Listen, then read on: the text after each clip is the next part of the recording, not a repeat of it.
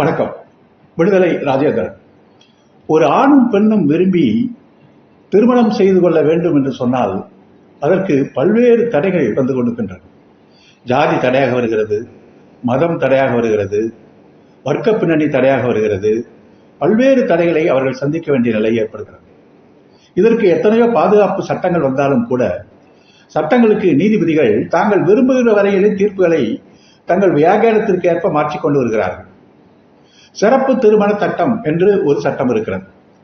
அந்த சட்டத்தின் கீழ் வெவ்வேறு மதங்களை சார்ந்த 2 பேர் ஒருவரை ஒருவர் விரும்பினால் சிறப்பு திருமண சட்டத்தின் கீழ் பதிவு செய்து கொள்ள முடியும். அதற்காகத்தான் இந்த சட்டமே வந்தது. ஆனால் அந்த சிறப்பு திருமண சட்டத்திலேயே அதன் நோக்கத்தையே சிதைக்கக்கூடிய தீர்ப்பு ஒன்றை மத்திய பிரதேச உயர்நீதிமன்றம் வழங்கி இருக்கிறது. ஒரு இந்து பெண்ணும் முஸ்லிம் ஆணும் ஒருவரை ஒருவர் விரும்பி காதலித்து திருமணம் செய்து கொள்ள விரும்புகிறார்கள். இந்து பெண் வீட்டில் இதற்கு கடுமையான எதிர்ப்பு இருக்கிறது.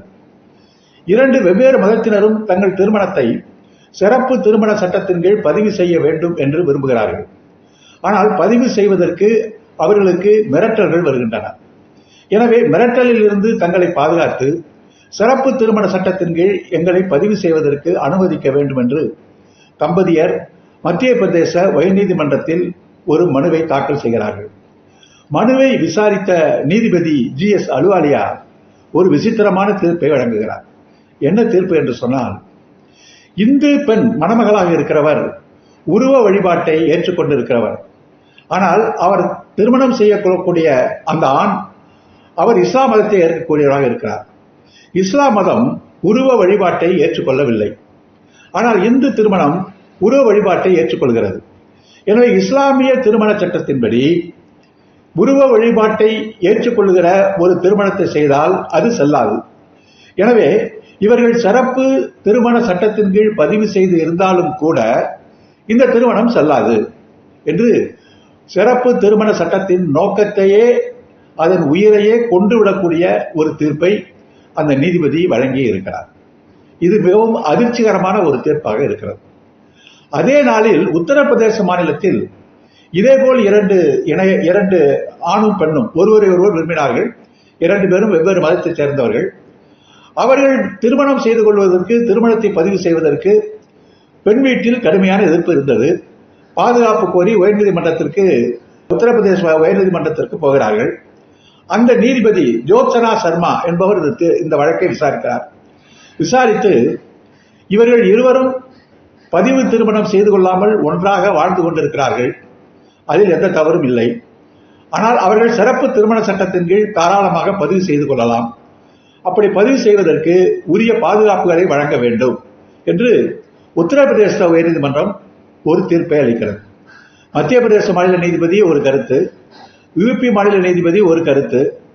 உச்சநீதிமன்றம் 2 வாரங்களுக்கு முன்பு ஒரு தீர்ப்பை வழங்கியது. ஒரு இந்து திருமணம் என்று சொன்னால் அக்னியை 7 முறை வலம் வர வேண்டும். 7வது முறை அக்னியை வலம் வருகிற போதுதான் அந்த திருமணம் செல்லுபடி ஆகிறது. எனவே அக்னியை 7 முறை வலம் வராத எந்த திருமணமும் இந்து திருமணப்படி சட்டப்படி செல்லாது என்ற ஒரு தீர்ப்பை உச்சநீதிமன்றம் 2 வாரங்களுக்கு முன்பு வழங்கி இருக்கிறது.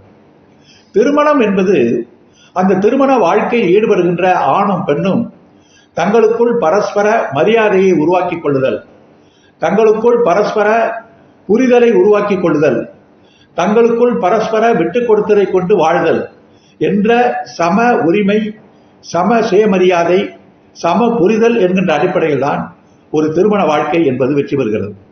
ஆனால் இந்த திருமண வாழ்க்கையை நிர்ணயிப்பது யார் என்று சொன்னால் மதம் வருகிறது, சாதி வருகிறது, சடங்கு வருகிறது, சோதிடம் வருகிறது, எந்த நாட்டில் நீ வேலை செய்கிறாய், எவ்வளவு சம்பளம் வாங்குகிறாய் என்ற பிரச்சனை வருகிறது.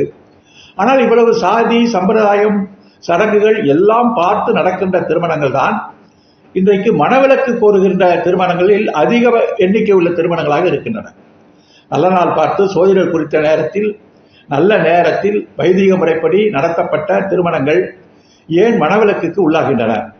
அப்படியானால் சோதிடம் பார்த்தவர்கள், நல்ல நேரம் பார்த்தவர்கள் இவர்கள் எல்லாம் தவறான தகவல்களை சொன்னார்கள் என்று அவர்கள் மீது இழப்பு ஈட்டு வழக்கு கோர முடியுமா? அப்படி ஒரு சட்டம் வந்தால் ஒழிய இந்த நாட்டில் இப்படிப்பட்ட மோசடிகளை தடுத்து நிறுத்தவே முடியாது. போதா குறைக்கு இப்போது நீதிமன்ற தீர்ப்புகளும் இடையிலே குறுக்கே புகுந்து கொண்டு நாங்களும் எங்கள் பங்குக்கு திருமணத்தை தடை போடுகிறோம் என்று சொல்லுகின்ற நிலைமைக்கு நாடு வந்து கொண்டு இருக்கிறது. உலகம் வெகு விரைவில் செயற்கை நுண்ணறிவை நோக்கி போய்கொண்டிருக்கிற ஒரு யுகத்தில் இப்போதும் சடங்குகளை காட்டி, மதத்தை காட்டி, சாதியை காட்டி, ஒரு குடும்ப வாழ்க்கையில் வாழக்கூடியவருடைய உரிமைகளை முற்றாக புறக்கணித்து திருமணங்கள் நடக்க வேண்டும் என்று சொல்லுவது அறிவியலுக்கு வந்ததுதானா? சமூக வளர்ச்சிக்கு பயன்படக்கூடியதுதானா?